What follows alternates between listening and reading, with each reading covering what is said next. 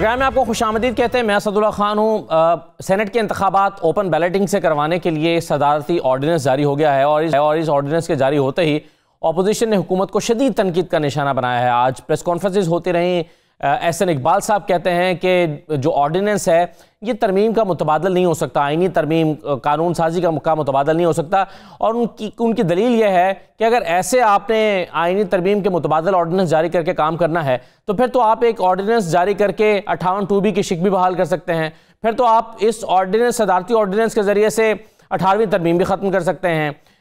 इसके अलावा रज़ा रब्बानी साहब ने अपनी कानूनी राय दी है, शेर रहमान साहबा ने प्रेस कॉन्फ्रेंस की है और बिलावल साहब इस पर बोल रहे हैं। तो पूरी अपोजिशन जो है वो बड़ी कंसर्न्ड है जो हुकूमत ने ये कदम उठाया है। अब सवाल यह है कि आईनी तौर पर क्या ये सही हुआ है या नहीं हुआ।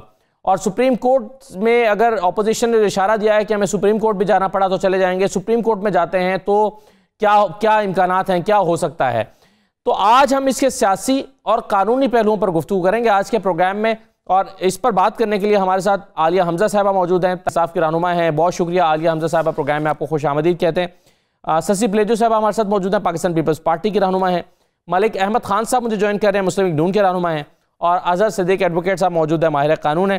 तमाम मेहमानों को मैं खुशामदीद कहता हूँ। और सबसे पहले मैं आपको सुनवाना चाहता हूँ जो रज़ा रब्बानी साहब ने और शेर रहमान साहबा ने कहा है। बाद में बिलावल साहब और एहसन इकबाल साहब की गुफ्तगू भी हम आपको बाद में सुनवाते हैं, लेकिन पहले सुन लीजिए रज़ा रब्बानी साहब ने कानूनी राय क्या दी है और शेर रहमान साहबा ने क्या कहा, सुनिए। सेनेट और नेशनल असेंबली के इलेक्शन आइन के तहत हैं और हम उनको सीक्रेट बैलेट के अलावा नहीं करवा सकते जब तक आईनी तरमीम ना हो। सारे इदारों को मुतनाज़ा करके कॉन्स्टिट्यूशनल क्राइसिस क्रिएट करके अब इलेक्शन कमीशन पे भी हमला, आइन पे हमला, हर चीज पे हमला, पार्लियामान पे हमला। और आप कह रहे हैं कि जी आप लोग क्यों मुखालफत कर रहे हैं। हम मुखालफत दर मुखालफत नहीं कर रहे। ताला लगा के उन्होंने ऑर्डिनेंस फैक्ट्री बनाने की कोशिश की है। कॉन्स्टिट्यूशनल क्राइसिस का जिक्र किया, क्या अजहर सिद्दीक साहब जैसे शेर रहमान साहबा कह रही हैं वाकई कॉन्स्टिट्यूशनल क्राइसिस पैदा कर दिया हुकूमत ने? अच्छा असद साहब, बड़ी मानी खेज मुस्कुराहट ना एहसास ना कर लीजिएगा। बड़ा दुख और अफसोस होता है एक पार्लियामेंटेरियन इस तरह की बात करे। यानी कहाँ लिखा है आइन का आर्टिकल 238 239 पढ़ लें कि आइन में तरमीम होनी है तो उसका तरीका कार दिया हुआ है, वो उन्होंने 239 के तहत एक मूव कर दिया। चार्टर ऑफ डेमोक्रेसी की क्लॉज 23 मैंने बड़ी गौर पड़ी है जो ओपन बैलेट के हवाले से बात की थी। और जहां तक ऑर्डिनेंस की बात है ये एक अलहदा बात है, कंडीशनल लेजिस्लेशन है, इसकी गुंजाइश है या नहीं है वो एक अलहदा इशू है। लेकिन उस कंडीशनल लेजिस्लेशन के अंदर भी लिखा हुआ है कि ये इफेक्टिव तब होगा कि जब सुप्रीम कोर्ट एडवाइजरी जुरिसडिक्शन में जो पिटीशन 1 ऑफ 2021 सुप्रीम कोर्ट के सामने लेकर गए हैं उस पर सुप्रीम कोर्ट कह देती है और मामला वो सुप्रीम कोर्ट के सामने लेके गए हैं। देखिए जो बुनियादी, मैं इसको जल्दबाजी जैसी कल हेयरिंग भी है, देखिए बुनियादी तौर पर जो समझना है कि ये इस वक्त क्यों लाया गया। आने वाले दिनों में जारी हो जाना है इलेक्शन शेड्यूल। जब इलेक्शन शेड्यूल जारी हो जाएगा तो वो इलेक्शन शेड्यूल जारी होगा जो मौजूदा क्या है वो सेक्शन 122 अगर 6 पढ़ लें इलेक्शन एक्ट 2017 का, उसके तहत election of senate has to be through secret ballot. जहां तक आर्टिकल 226 की इंटरप्रिटेशन है वो अंडर द कॉन्स्टिट्यूशन सेनेट के इलेक्शन है या नहीं है, चेयरमैन डिप्टी चेयरमैन अगर इंडियन जुरिसडिक्शन में भी चले जाए, वो पहले भी बात कर चुका हूं, इंडिया में भी ये इलेक्शन जो सेनेट के जो अपर हाउस है उसके election through open and identifiable vote होते हैं। तो यहां जो कंडीशनल लेजिस्लेशन वो एक अलग उस पर डिबेट हो सकती है, लेकिन उस कंडीशनल लेजिस्लेशन में यही लिखा हुआ है कि अगर सुप्रीम कोर्ट, अब देखें ये फैसला पार्लियामेंट ने नहीं करना है। पार्लियामेंट में जब तरमीम आ गया, तरमीम वो माने या ना माने, रिजेक्ट करनी या ना करें, ये इंटरप्रिटेशन के हवाले से मामला जो है वो सुप्रीम कोर्ट के सामने है। सुप्रीम कोर्ट ने फैसला करना है। सुप्रीम कोर्ट ये तय करेगी इस बात को कि ये इलेक्शन एक्ट 2017 के तहत तरमीम होनी है या नहीं होनी, या सेनेट के इलेक्शन अंडर द कॉन्स्टिट्यूशन है। रज़ा रब्बानी साहब कौन होते हैं जो बैठ के ये बात कर रहे हैं कि अंडर द कॉन्स्टिट्यूशन है? He is only A parliamentarian. एक अपनी जाती राय रखते हैं, जाती राय रखते होंगे। ये इस्तेहकाक या तो पार्लियामेंट आकर बैठकर तरमीम कर सकती है, इसकी इंटरप्रिटेशन का इस्तेहकाक आपकी पार्लियामेंटेरियन। तो ये ऑर्डिनेंस जो है ये कंडीशनल है सुप्रीम कोर्ट की अप्रूवल के साथ। यानी वो एक अलहदा बात है कि उसमें मुझे भी कई एतराज़ात इस हवाले से होंगे कि ये ऑर्डिनेंस आना नहीं चाहिए था। मैंने बड़ा सोचा इस बात को कि आखिर वजह क्या है, क्यों ऑर्डिनेंस ये फौरी तौर पर लाया गया। तो वो बात समझ में ये आई कि ऑर्डिनेंस फौरी तौर पर लाने की वजह जो ये थी कि इलेक्शन शेड्यूल अगले हफ्ते में गालबन आ जाएगा, वो इलेक्शन शेड्यूल दे देंगे। लेकिन ये गैर आईनी कदम नहीं है आपके? ये मैं आई डोंट थिंक सो। भाई वो पार्लियामेंट के सामने लेके गया और ऑर्डिनेंस जहां तक ले गए, उस ऑर्डिनेंस को भी कंडीशनल ऑर्डिनेंस बनाया उन्होंने, और इसका फैसला जो है सुप्रीम कोर्ट के फैसले के साथ नथी किया हुआ है। वो कंडीशनल लाइसेंस हो सकती है, नहीं हो सकती, उसमें मेरी भी रिजर्वेशन है। ठीक है जी। मलिक अहमद खान साहब, ये कानून, ये गैर कानूनी तो नहीं है जो हुकूमत ने किया है, ये राय है अजहर सिद्दीक साहब की? अच्छा देखिए, मैं आपने जो सुनवाया रजा रब्बानी साहब का, तो रजा रब्बानी साहब की बात जो थी और जो अजहर साहब ने बात की है, इन दोनों बातों में अगर आप एक बुनियादी बात ये तय करके आगे चले जाएं जी कि इसमें एक ऑब्वियसली एक पॉलिटिकल विल का सवाल है ना, कि क्या गवर्नमेंट जो इस वक्त ये करना चाह रही है, जो गवर्नमेंट इस वक्त करना चाह रही है, क्या ये हुकूमत को अगर पता था कि उनकी अपनी सफ़ों में मोरालिटी के क्वेश्चंस मौजूद है, यानी उनका नुक्ता नज़र ये है जी, उनका नुक्ता नज़र ये है कि हमारे क्योंकि 20 के करीब अरकान सूबाई असेंबली के जो थे, उन्होंने पिछले सेनेट के इलेक्शंस में अपने इलेक्शन बिक गए थे जी बिक गए थे। तो फिर तो हुकूमत को एक रिजॉल्व शो करना चाहिए था, टाइमली रिजॉल्व शो करना चाहिए था, और एक ब्रॉड बेस्ड कंसेंसस इवॉल्व करना चाहिए था। और अगर वो इवॉल्व करते, और उसके लिए जिनको तो पहला काम ही होना चाहिए था गवर्नमेंट में आते कि सेनेट की इलेक्टोरल रिफॉर्म्स करते हैं। अच्छा, दूसरी बात यह है कि आप क्वेश्चन ऑफ मोरालिटी को एक लेजिस्लेशन के साथ रेगुलेट कर रहे हैं। नाउ व्हाट इफ के कल को फिर इसमें से भी कोई एक चोर दरवाजा निकल आए और उसमें उसका भी गलत इस्तेमाल होने लग पड़े जी। यानी जो कॉन्स्टिट्यूशन की स्कीम है आर्टिकल 226 में, जो सीक्रेट बैलेट का कहती है कि जो भी आईनी अदारे हैं हमारे जी, वो पार्लियामेंट के अपर हाउसेस दोनों हैं, प्रोविंशियल असेंबलीज हैं, जनरल इलेक्शंस हैं, उसके लिए वो आर्टिकल 226 जो है वो सीक्रेट बैलेट की बात करता है। सही।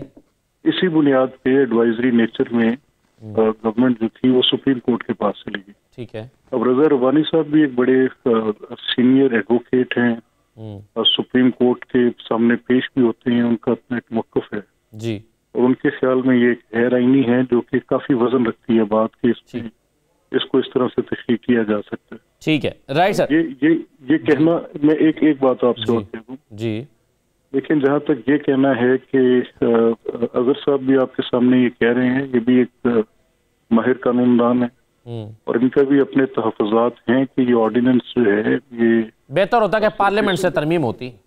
इसको सिर्फ इसलिए इसको पहले लाया गया भी क्योंकि इलेक्शन का अगर स्केड्यूल आ गया तो फिर उसके बाद को बात और करनी मुमकिन नहीं रहेगी। ठीक।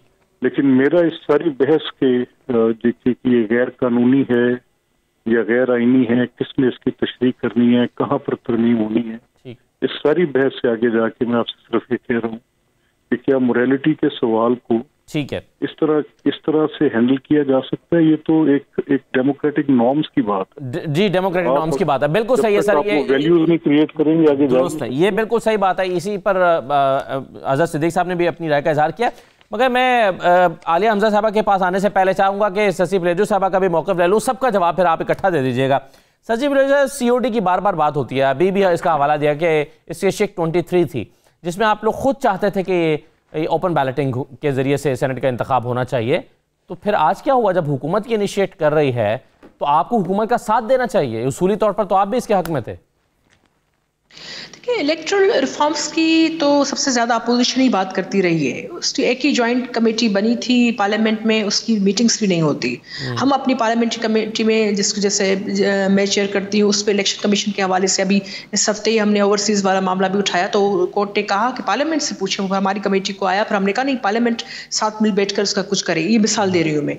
ये एक तो ये मैं समझती हूँ ये ऑर्डिनेंस जो है पार्लियामेंट में भी हमला है, और अभी तक सुप्रीम कोर्ट की तरफ से राय भी नहीं, जज साहब साहिबा ने राय भी नहीं दी, तो ये बिल्कुल असरअंदाज होने की एक बदी कोशिश की गई है। और दूसरी मुख्तसर ये मैं ज़रूर कहूँगी कि रज़ा रब्बानी साहब के लिए अभी बात कही गई। रज़ा रब्बानी साहब सिर्फ महज एक पार्लियामेंटेरियन नहीं है, वो मंझे हुए एक सीनियर सियासतदान है, रेल जेल देखा हुआ है, एक राइटर भी हैं। और दूसरी चीज़ ये कि वो उस ख्याल जिसको प्रेसिडेंट आसिफ अली जरदारी साहब ने 18th अमेंडमेंट की बात की, तो उसके रूह रवां भी वो बने थे।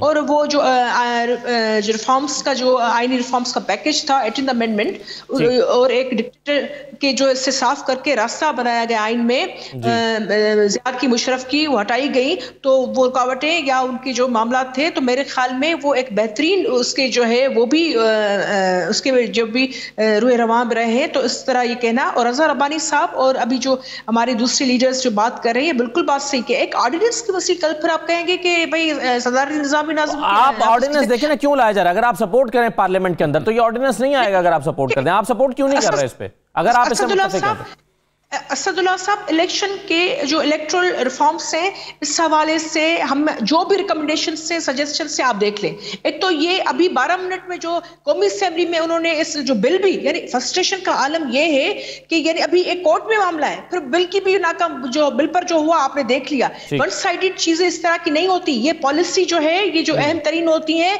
उस सवाल, इनको शक है, इनको डर है, इनके अपने मेंबर्स से ये इतने डरे हुए, क्योंकि ये तो चले इसका मैं एक काउंटर क्वेश्चन या ज़मीनी सवाल है मेरा एक छोटा सा, मैं आपके सामने रखता हूँ। एक छोटा सा ब्रेक ले लूँ जरा, फिर आलिया हमजा साहबा के, और फिर आपसे एक सवाल और करना है मुझे। एक ब्रेक के बाद वापस आते हैं जी।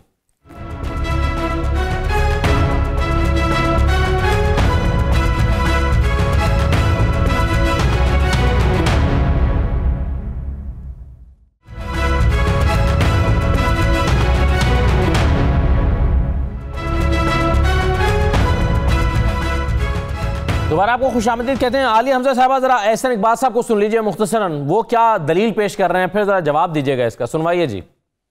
रात के अंधेरे में सदारती ऑर्डिनेंस जारी करके ये कोशिश की है कि वो पाकिस्तान के आइन में ऑर्डिनेंस के जरिए तब्दीली लेकर आए। कल एक सदारती ऑर्डिनेंस के जरिए 18वीं तरमीम रोल बैक करने का भी ऐलान हो सकता है। कल एक सदारती ऑर्डिनेंस के जरिए मुल्क के वफाकी पार्लिमानी निज़ाम के ढांचे को तब्दील करने का ऑर्डिनेंस भी आ सकता है। आइन में दोबारा 58(2)B की शिक बहाल करने का भी ऑर्डिनेंस जारी हो सकता है। आलिया हमजा साहबा, क्या गैर एलानिया तौर पर आप सदारती निज़ाम की तरफ बढ़ रहे हैं या वो नाफिज करना चाहते हैं? बिस्मिल्लाहिर्रहमानिर्रहीम। सबसे पहले तो मैं ये कहूंगी कि आइन की बात कर कौन रहा है? वो जो आइन की किताब से डेस्क बजाते रहे, वो लोग जो आइन की किताब को मुअज़्ज़ज़ ईवान में उछालते रहे, या ये लोग हमें आइन सिखाएंगे जो मुअज़्ज़ज़ ईवान के अंदर जैसे बाजारों में सीटियां और इशारे किए जाते हैं वो उस आइन के साथ करते रहे? देखिए आलिया हमजा साहबा, हज़रत अली का कॉल है कि ये ना देखो कौन कह रहा है, ये देखो क्या कह रहा है। मेरी एक बात सुने। नहीं, मैं असदुल्ला साहब, आप आराम से, अब हौसले से, मैंने 3 लोगों की बातों का जवाब देना, मुझे हौसले से अब सुनिएगा, क्योंकि मैं एक एक बात का जवाब दूंगी। 2008 से लेकर 2013 तक 19 ऑर्डिनेंसेस इशू किए गए, और सबसे ज्यादा ऑर्डिनेंसेस इशू किए गए बेनजीर साहिबा की सेकंड गवर्नमेंट के अंदर। PMLN की हुकूमत आई, इन्होंने तकरीबन 40 ऑर्डिनेंसेस इशू किए, तब वो ऑर्डिनेंसेस ठीक थे। अब जब बात आ रही है इक़्तिदार की, बात आ रही है पैसे को सियासत से निकालने की, एहतसाब की, शफाफियत की, तो इन्हें एतराज है। अब मैं थोड़ा सा हिस्ट्री की तरफ ले जाऊं। जुल्फ़िकार अली भुट्टो साहब के नाम पर यह जमात बनी है, बेनजीर साहिबा की शहादत पर यह 2008 का इलेक्शन जीत कर आए हैं, या आज तक कब्रों की, कफन की, मजार की सियासत करते हैं। इन्हीं की बेनजीर साहिबा ने, उन्होंने चार्टर्ड ऑफ डेमोक्रेसी के पॉइंट नंबर 23 में शो ऑफ हैंड्स को माना था या नहीं माना था? अब आ जाए एहसन इकबाल साहब की तरफ। 24 फरवरी, वेट, देखिए मैंने कोई, देखिए मेरी एक बात सुन ले, आप उनके नाम पर वोट लेकर आते हैं, हौसले से मैं कहती हूँ सुना करें, मैंने किसी की बात को इसके बाद जवाब दे दीजिएगा, मैं इसके बाद आपके पास आता हूँ। अब आ जाए जी, देखिए मैं इसके बाद आपके पास आता हूँ। 24 फरवरी 2015 नवाज शरीफ साहब जो PMLN के लीडर हैं, पड़ने वाली है। अच्छा एक मिनट शशि साहबा, एक मिनट, मैं इसके बाद आपके पास आता हूँ, आप जवाब दें। ऐसे ये देखिए संजीदा सा मौजू है, इस पर इस तरह से समझ में नहीं आएगा। आप अपना पॉइंट बिल्कुल दीजिएगा। शशि साहबा 2 मिनट देते, मैं आपके पास आता हूँ फिर। जी देखिए, मैंने 20 मिनट इन सबको सुना है, मुझे 2 मिनट ये सुनना है। 24 फरवरी 2015 नवाज शरीफ साहब की स्टेटमेंट है, PMLN for senate polls by show of hands. ये नवाज शरीफ साहब की स्टेटमेंट है, गूगल कर लें। 2 अगस्त 2019 SN इकबाल साहब कहते हैं शो ऑफ हैंड का तरीका इख्तियार करने के लिए तरमीम करेंगे। बिलावल साहब वो जब चेयरमैन सेनेट के इलेक्शन में इनके सेनेटर्स बिके थे तब उन्होंने भी यही कहा था। अब आ जाए, हमें क्या डर है? सर मेरी एक बात सुने, हफ्ता पहले PMLN के 6 MPs प्रेस कॉन्फ्रेंस करते हैं, अपनी जमात के ऊपर अदम एतमाद का इजहार करते हैं, अपने लीडरों को करप्ट और फ्रॉडिया कहते हैं। मैं नहीं कह रही, उनके अपने MPs कहते हैं, उन्हें मोदी का यार कहते हैं। वो ये कहते हैं कि मरियम बीबी की लीडरशिप उनको किसी तरह काबिल कबूल नहीं है। वो ये कहते हैं अपने चचा जान की वो जो जिससे कहले सियासत को वो खत्म कर चुके हैं। लेकिन आलिया साहब, क्या ये बात दुरुस्त है कि आप ये ऑर्डिनेंस इसलिए लेकर आए हैं जल्दबाजी में? आप इससे लेकर आए हैं, ये इल्जाम है आपके ऊपर। असद साहब हौसला। जी एक सवाल है छोटा सा, आप ही से ज़िमनी सवाल कर रहा हूं। अच्छा आप पूछे। मैं सवाल ये है कि आप, क्या ये बात दुरुस्त है कि आपको डर है कि खैबर पख्तूनख्वा में आपके लोग वैसे बिक जाएंगे जैसे पिछली मर्तबा बिके थे, तो उस डर की वजह से आप ये लेकर आए हैं? ये ऑपोजिशन का ख्याल है? मैं देखिए, मेरी एक बात सुने, हमें सिर्फ इतना पता है, हम इकदार की शफाफियत की सियासत करते हैं। हमारे पास लीगल ऑप्शन थे, हम तरमीम के लिए चले जाए, हम तरमीम लेकर गए। वहां पर सबने देखा कि ये किस तरह से इन्होंने एक वो चीज जिस पर इन सारी जमातों का कंसेंसस था, उन्होंने वहां पर उसको अपोज किया। उसके बाद हमने सुप्रीम कोर्ट से इसकी रहनुमाई की। तीसरी ऑप्शन हमारे पास, जिस तरह मलिक अहमद साहब समझदार बंदे हैं PMLN के, और अजहर सिद्दीक साहब बहुत सीनियर एडवोकेट हैं और मतलब बड़ी इनको समझ है, उन्होंने क्या बताया? उन्होंने कहा डेमोक्रेटिक नॉर्म्स के खिलाफ है कोई चीज जब शेड्यूल देखिए, नहीं, उन्होंने ये कहा कि शेड्यूल अनाउंस हो जाता है, शेड्यूल अनाउंस होने से पहले ऑर्डिनेंस आना चाहिए था। एक और चीज, जब ये लोग कहते हैं ना जल्दबाजी, मैं आपको सिर्फ एक चीज बता दूं, क्या ये स्टैंडिंग कमेटी में नहीं गया? क्या JUIF के डिसेंटिंग नोट्स इस तरमीम के ऊपर नहीं है? उसके बाद ये स्टैंडिंग कमेटी के बाद, इनके डिसेंटिंग नोट्स के बाद ये ऐवान में पेश हुआ, और ऐवान में जिस तरह का शोर शराबा, जिस तरह की हुल्लड़बाजी, जिस तरह के बाजारों वाली हरकतें की गई, क्या ये मुअज़्ज़ज़ ईवान है? और सबसे बड़ी बात, कौन सा आइन? वो आइन जिससे हम डेस्क बजा रहे हैं, वो आइन जिससे पार्लियामेंट में इस पर संजीदगी से गौर व फिक्र हो जाता तो शायद ऑर्डिनेंस ना आना पड़ता। चलिए, इस पर शशि साहब भी कुछ कहना चाह रही है और मलिक अहमद खान साहब भी। शशि प्रिय साहब, पहले आप अपना पॉइंट दीजिएगा। जी मैं ये कहना चाह रही हूं कि ये स्टैंडिंग कमेटी वाली बात, ये कोई भी पार्लियामेंट्री प्रोसेस को जो है रूल्स ऑफ प्रोसीजर को वो फॉलो नहीं किया गया। एक तरफ यानी वो सुप्रीम कोर्ट में भी जाते। इलेक्शन कमीशन का जवाब देख लेना। इलेक्शन कमीशन जो परसों भी हमारी कमेटी में आकर उन्होंने कहा ओवरसीज के हवाले से हमें बड़े खदशात है, आई वोटिंग और ये नहीं हो सकता, इसमें ये दूसरे दुश्मन मुल्क इंट्रूड कर सकते हैं। इस तरीके का जो है ये क्यों ये बार बार पिटीशन लेकर जाते हैं सुप्रीम कोर्ट में? ये पार्लियामेंट का काम है, रिपोर्ट्स क्यों नहीं ले करते? तो ये तो इलेक्शन कमीशन की मैं बात था। अभी जो उन्होंने बात की, ये बार बार चार्टर ऑफ डेमोक्रेसी, इसमें कोई भी उजरत पसंदी के हवाले से बात है। हम इलेक्टोरल रिफॉर्म्स की बात करते हैं, हम चाहते हैं कि अहम कानून साजी है, उसके लिए जो है ये पूरी पार्लियामेंट को इसमें कॉन्फिडेंस देना जरूरी है। पार्लियामेंट ने सपोर्ट नहीं किया ना जी, वही तो कह रहे हैं कि पार्लियामेंट का नुक्ते नजर आना चाहिए, हर किसी की बात आनी चाहिए, इसमें जो भी आपके रूल्स है उसको फॉलो करना पड़ेगा। ये बात नहीं है कि क्योंकि आप अपने मेंबर से डरे हुए हैं, आप खौफजदा हैं कि आपको शिकस्त का सामना होना पड़ सकता है। इस वजह आपने पहले भी चेयरमैन सेनेट की इलेक्शन में धांधलियां की, आपने अभी भी कदम ठीक है या नहीं शशि साहब? ये वजह कुछ भी हो, मैं एक सेकंड, मेरा सवाल ये कि वजह कुछ भी हो, लेकिन क्या ये शो ऑफ हैंड के जरिए से या ओपन बैलेटिंग से सही है या गलत है? असद साहब मुझे इनकी एक बात का जवाब देने दें। असद साहब मुझे इनकी एक बात का जवाब देने दें। आलिया साहब सिर्फ एक बात पे प्रेशर डालना चाहते हैं, ये पार्लियामेंट को रबर स्टैंप बनाना चाहते हैं और उसकी हर मुमकिन कोशिश कर रहे हैं। ये क्या जमाना नहीं?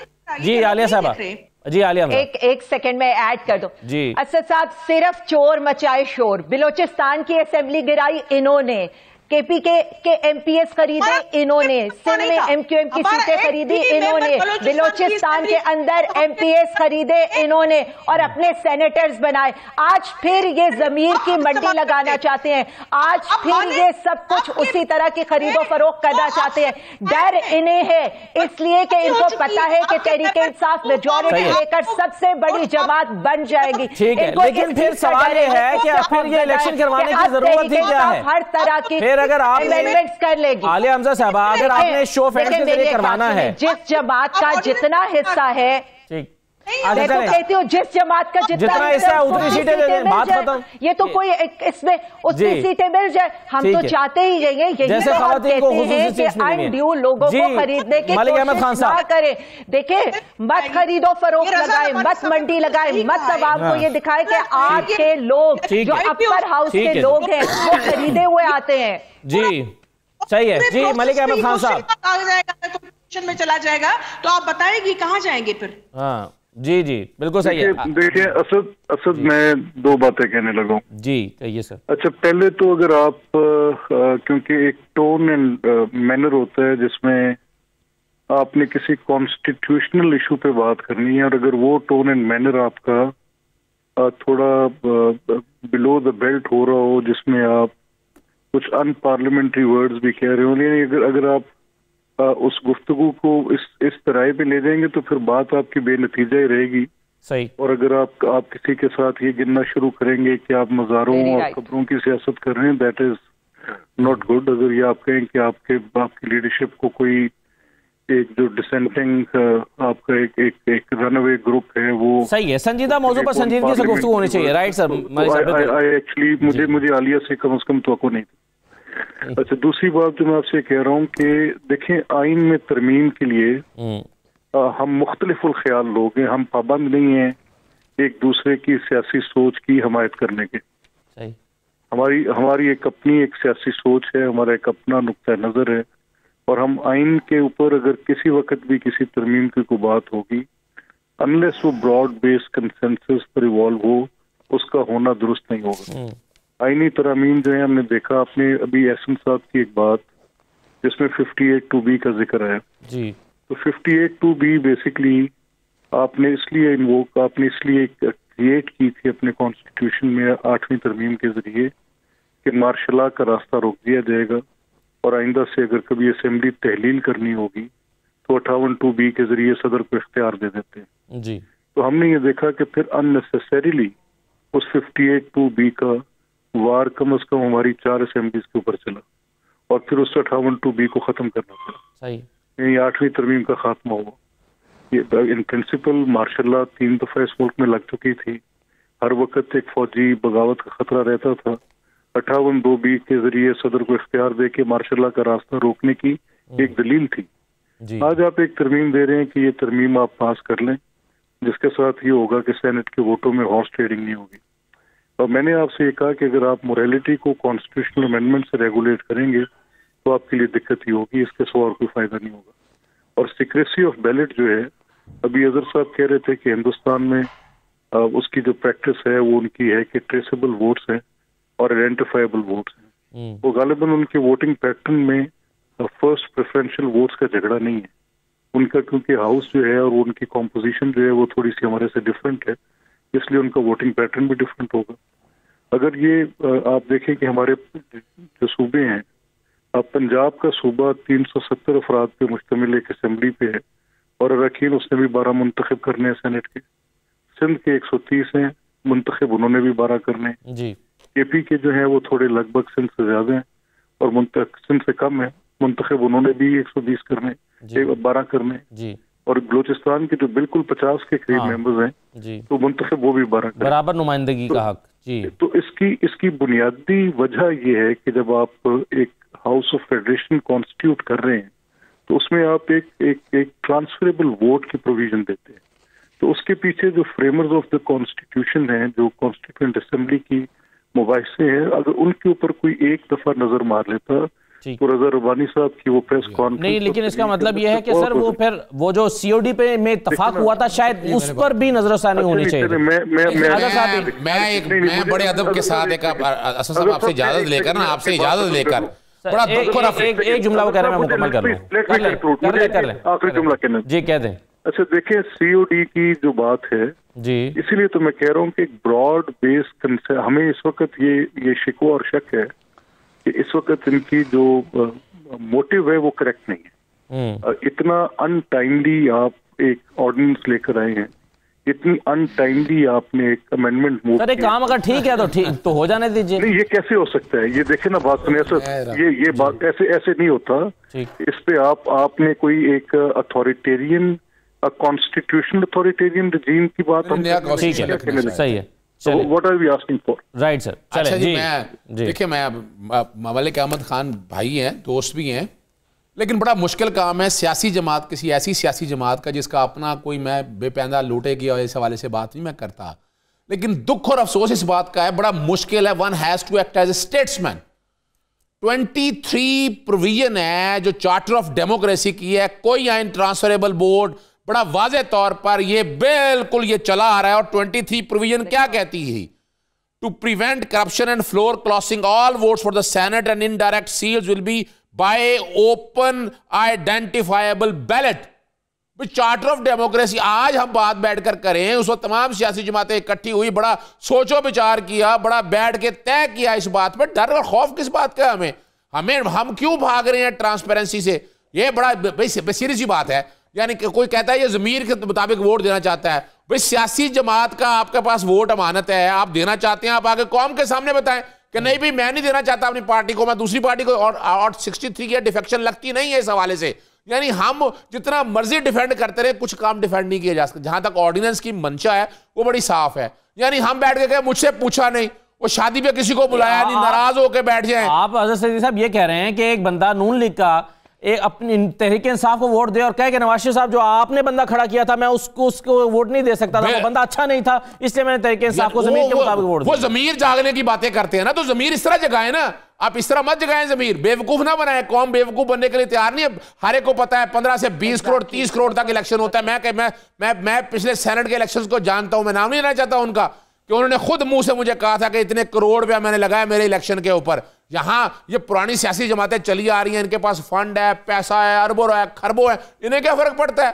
फर्क तो पड़ता है एक आम आदमी को यहां। और दूसरी बात देखें ना, बड़ा दुख और अफसोस हुआ मुझे अहमद साहब के भाई के हवाले से कि वो एहसन इकबाल को डिफेंड, एहसन इकबाल को क्या डिफेंड करते हैं? ये इंसान तो, एहसन इकबाल तो पार्लियामेंटेरियन कराने के लायक नहीं है। यानी वो क्या कह रहा है कि ऑर्डिनेंस का जरिए 18वीं तरमीम बदल दे। खुदा रहा यार, don't make fun of this nation. 58(2) भी खत्म कर दे। वे कौन ऑर्डिनेंस के जरिए 58(2) भी खत्म कर सकता है? ऑर्डिनेंस को बड़ा देखें, इसलिए मैं बार बार कहता हूं कि आईने पाकिस्तान 1973 का उर्दू में, फारसी में, पंजाबी में, हिंदी में तर्जुमा कराएं। नहीं, लेकिन हज़रत साहब उनका पॉइंट यह है कि अगर आप एक तरमीम हटा सकते हैं सदाती ऑर्डिनेंस के जरिए से, तो फिर दूसरी भी तो हटा सकते हैं। अब यही तो फर्क है ना, पार्लियामेंटेरियन के दुख का मकाम है भाई। आर्टिकल 226 के तहत 226 में ऑर्डिनेंस की तरमीम नहीं की जा रही।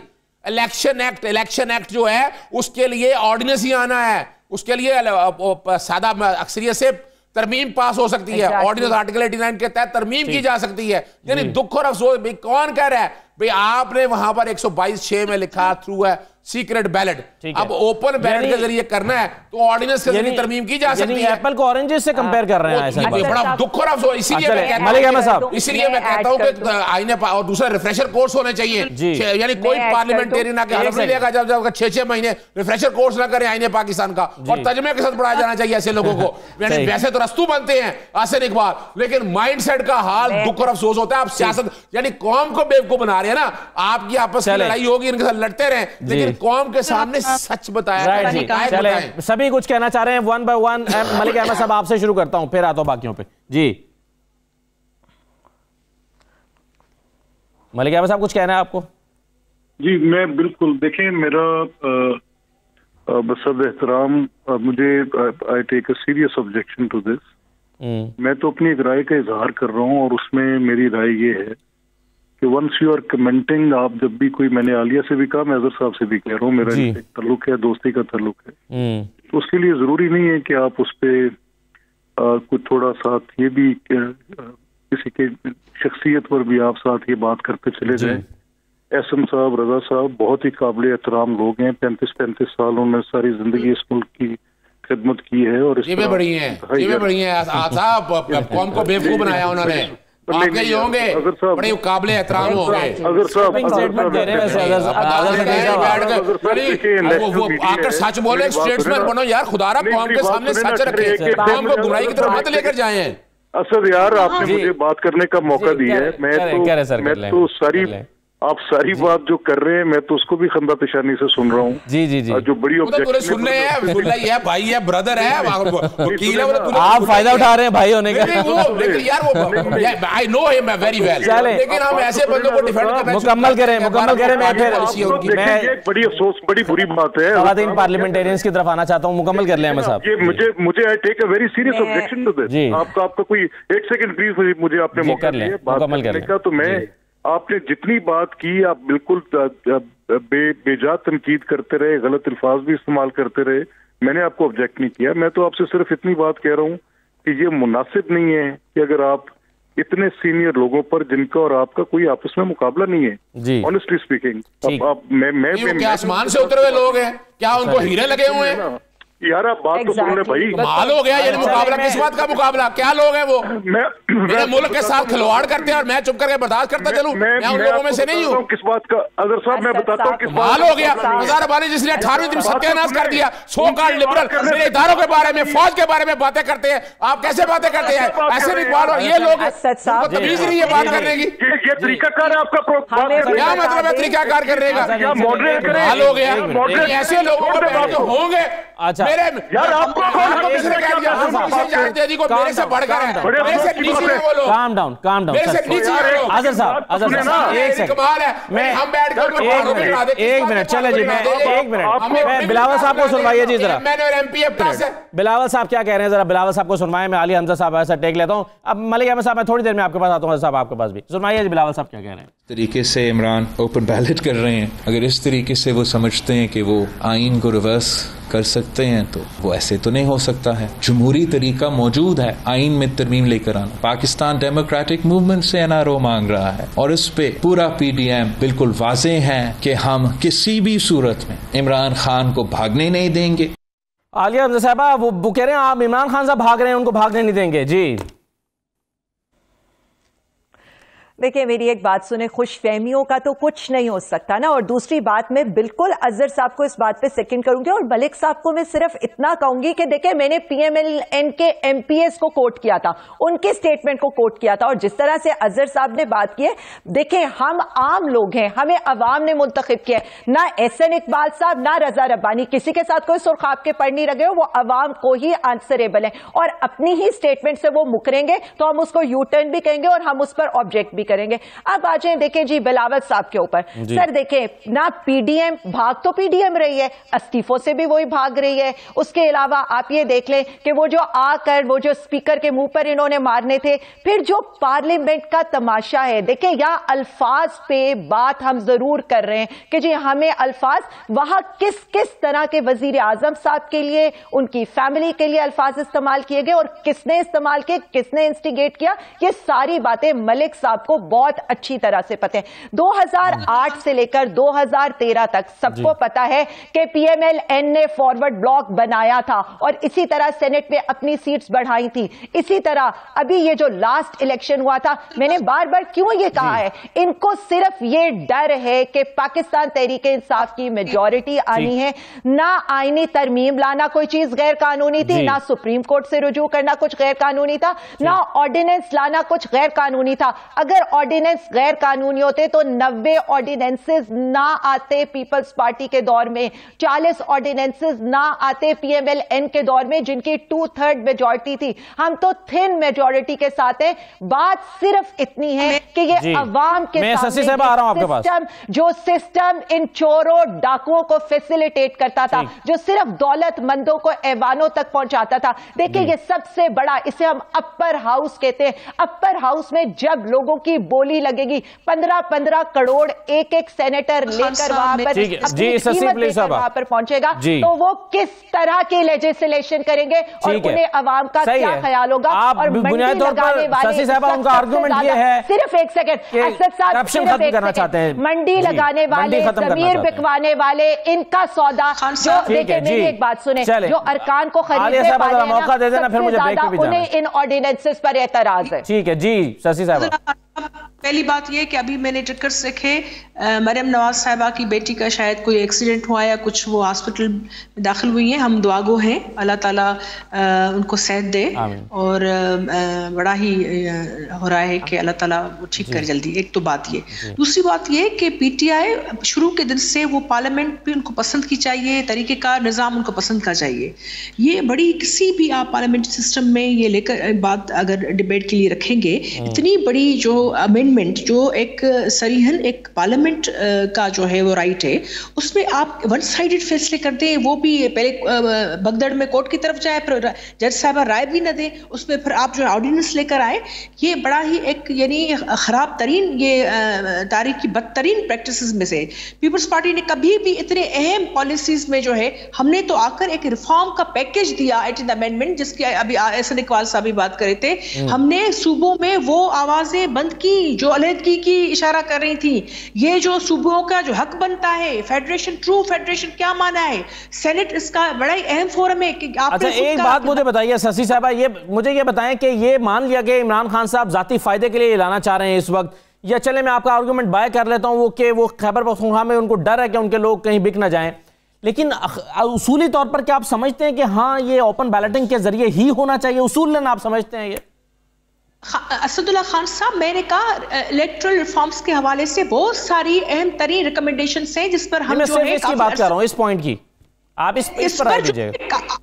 बहुत बड़ी बहस हो सकती है, अच्छी राय आ सकती है, जरूरी नहीं कोई इसको बिल्कुल कहे कि मेरा ख्याल है वो बहस करने के बाद ही शिक 23 ऐड की गई थी ना सीओडी में, कि ये लेजिस्लेशन, ये जो अमेंडमेंट होती है, मुझे जवाब दें, ये एक तो बिल्कुल ही आइन के अंदर में बात वो आईनी माहिर भी है, वो बिल्कुल उन्होंने ठीक कहा है ये। और इलेक्शन कमीशन के जवाब को please kindly go through their reply और रिस्पांस जो उन्होंने दिया है, उस हवाले से लोग देख लें वो खुद क्या कह रहे हैं। बात ये कि आप अभी इंडिया की भी दूसरी भी मिसाल है, आप पाकिस्तान के हवाले से देखिए, पार्लियामेंट ही वो फोरम है जहां आपकी अहम तरीन, लेकिन अभी भी मामला सुप्रीम कोर्ट के पास है, एक बंदा एक वोट, अहम तरीन सेनेट को एतमाद में नहीं लिया गया। सेनेट में बहुत बड़ी इंप्रूवमेंट हमने देखी रजा साहब के जिन दिनों में, हमने देखा कि बहुत सेनेट को हम जो हकीकत अपर हाउस के स्टैंडर्ड तक वो लेकर आए, जो कमेटी ऑफ हॉल की तरफ से खुद सेनेट के हवाले से जो रिकमेंडेशन है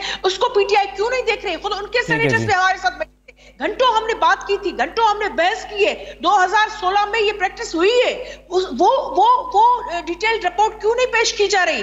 एवरीबॉडी शुड रीड इट। उस हवाले से ये वन साइडेड इस हवाले से डिसीजंस नहीं हो सकते।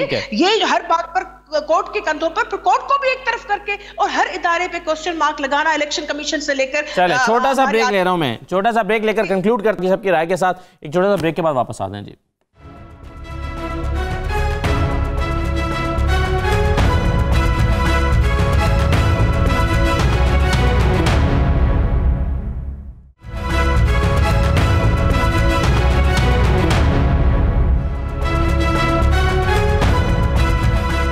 दोबारा आपको खुशामदीद कहते हैं। मलिक अहमद खान साहब, अब मुख्तसरन मैं चाहूँगा सबकी राय आ जाए, वक्त कम रह गया, सुनवाना था मुझे लेकिन वक्त कम है, मैं शाम क्रैश को सुनवा नहीं जा, लेकिन वो कह रहे हैं कि मामला कोर्ट में जो फैसला होगा हम उसको तस्लीम करेंगे। देखिए असद, मैं तो आपसे पहले भी अपनी राय का इजहार कर चुका हूँ, फिर उसी को मैं एक at the cost of repetition भी फिर ये कह देता हूँ कि ये जब तक आप एक ब्रॉड बेस कंसेंसस, अब बार बार इस बात पे बार बार इजहार कर रहे हैं कि जी क्योंकि सीओडी की जो एक इत्तेफाक था कि ओपन बैलेटिंग होगी, तो अगर ये गवर्नमेंट की कोई इल विल ना होती और इस वक्त इनका कोई अपने, क्योंकि ये सारा हमें चूं का मुरब्बा है, एक टोला से इकट्ठा हुआ है, कोई इनको उतार चढ़ाव जो इनका बना है इस वक्त तो हम देख ही रहे हैं किस तरह से ये एक पार्टी बनाई गई है, कैसे पकड़ धकड़ के जितने वैसे आप मलिक साहब पार्लियामेंटेरियंस के बारे में तकरीबन वही अल्फाज इस्तेमाल कर रहे हैं जो अजहर सिद्दीक साहब ने अदा किए थे, तो आपको इतराज हुआ था। तो मुझे मैं एग्जैक्टली उसी टोकन एंड क्वाइन में, क्योंकि बात करने के लिए जरूरी है कि आप किसी एक मीडियम में बात कर रहे हो, तो अगर बार बार ये ऐसे करेंगे और ऊंची चीख कर कहेंगे तो हम गला फाड़ कर कहेंगे। नहीं, उनकी नेचुरल टोन है, मेरी नेचुरल टोन ऐसी है। चले कोई नहीं, बार आपने मान लिया। अगर सिद्दीक साहब अगर आहिस्ता बोले तो उनकी एनर्जी ज्यादा खर्च होती है। सुन लेना, नहीं अगर साहब आपको भी पता है कि वजह क्या है, नहीं तो मैं तो कभी, हम तो दूसरी बात नहीं करते।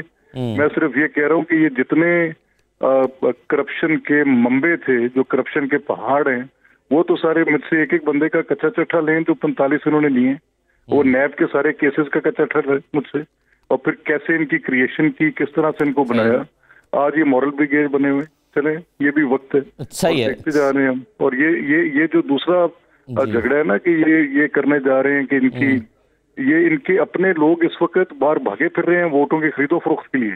ये सिर्फ गैलरी से प्ले कर रहे हैं, चीट कर रहे हैं, प्रोसेस पे चीट कर रहे हैं।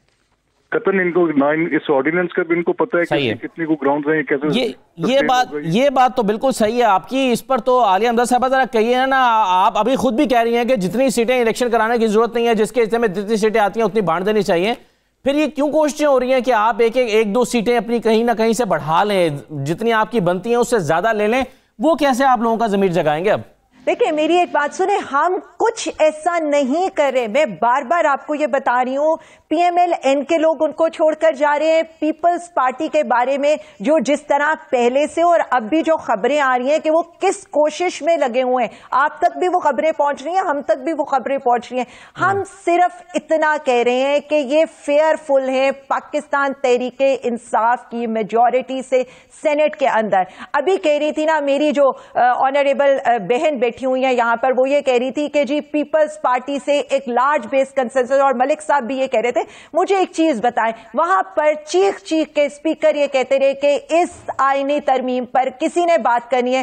राजा साहब खड़े होते हैं और वो किस तरह के अल्फाज इस्तेमाल करते हैं, और मतलब उस सारी हेस्ट के अंदर वो अपने आप को रेंटल भी कह देते हैं। तो मैं सिर्फ इतना बता दूं कि वहां पर उनके पास ना कोई तजवीज थी, ना वो उसको कुछ डिस्कस करना चाहते थे। बस जिसे एक ये कह लें कि आपने शायद ये बुग़्ज़े खान साहब है, या ये सिर्फ इनको इतना ये पता है कि हम खरीदो फरोख्त करके अपने सेनेटर्स बढ़ा सकते हैं। सिर्फ वही वाली बात है कि ये अभी तक या तो 2008 के या ये जो लास्ट इलेक्शन हुआ है उसके ही अंदर रहते हैं कि ये सिर्फ जमीर की मंडियां लगाना चाहते हैं, ये सिर्फ पैसों की सियासत करके लोगों को खरीदना चाहते हैं। इसके अलावा, और मैं आपको एक बात बताऊं, देखें ये चीजें बहुत सेकेंडरी रह जाती हैं। अवाम सिर्फ एक चीज देख रही है, अवाम ये देख रही है, और अब मुअर्रिख ये लिखेगा कि कौन हिस्ट्री में कहां पर खड़ा था, कौन सा किस साइड पे खड़ा था। जी, एक तरफ सच के साथ खड़े थे और वो ये कहते थे कि मैं सियासत में पैसे का इस्तेमाल नहीं होने दूंगा। एक तरफ ये चोर लुटेरे इकट्ठे होकर कहते थे कि आप जमीर की मंडी लगाएं, खुद गिरेगा। सिर्फ ये एक चीज की बात नहीं कॉन्स्टिट्यूशनल अमेंडमेंट की, ये पार्लियामेंट पे हमला है असदुल्ला खान साहब। ये देखें, ये हर चीज अमन पसंद चाहते हैं, इस तरह पार्लियामेंट्स नहीं चलती, यहाँ रूल्स होते। अपोजिशन की जो है उनकी भी एक मैंडेट लेकर अपोजिशन आई है, एक अच्छा खासा धांधली के बावजूद एक मैंडेट लेकर आई है दोनों ऐवानों में। अब ये डरे हुए, ये जो है अदम एतमाद की तहरीक से भी डरे हुए, उनको हर वक्त खौफ रहता है। और ये अगर धांधली वफाक में हुई है तो क्या धांधली सिंध में नहीं हुई है? क्या धांधली सिंध में नहीं हुई जिसमें इनकी हुकूमत है? जब इनको कहते हैं सिंध असेंबली से रिजाइन दे तो ये पीछे हट जाते हैं। इनको वफाक की धांधली तो नजर आती है, इनको सिंध हुकूमत की धांधली नजर नहीं आती। एक मुझे कानूनी राय लेनी है सिद्दीक साहब से। इतनी अहम तरीन लेजिस्लेशन आइन के ज़माने में आती है, उस पे 2/3 लेजिस्लेशन पे इनके ऑपोजिशन लीडर के पास बोलने के लिए कुछ नहीं था, सवाई ये कहने के कि मैं राजा रेंटल हूं। सही है। अच्छा चलें वो तो सियासी तकरीर थी उनकी। अच्छा मुझे एक चीज सिद्दीक साहब ये बताएं कि अगर सुप्रीम कोर्ट से इस ऑर्डिनेंस के हक में फैसला आ जाता है मिसाल के तौर पे, तो ऑपोजिशन के पास क्या रास्ता होगा? क्या वो अपील में जाएंगे फिर इसके लिए? देखें, सुप्रीम कोर्ट बड़ा वाज़ेह तौर पर जब आप एक इंटरप्रिटेशन कर देती है कि ये जो कहा जा रहा है कि senate elections are not under the constitution, तो it doesn't required a constitutional amendment. Constitutional amendment की जरूरत नहीं, आर्टिकल 226 का पॉइंट जो है वो ले डाउन हो जाएगा।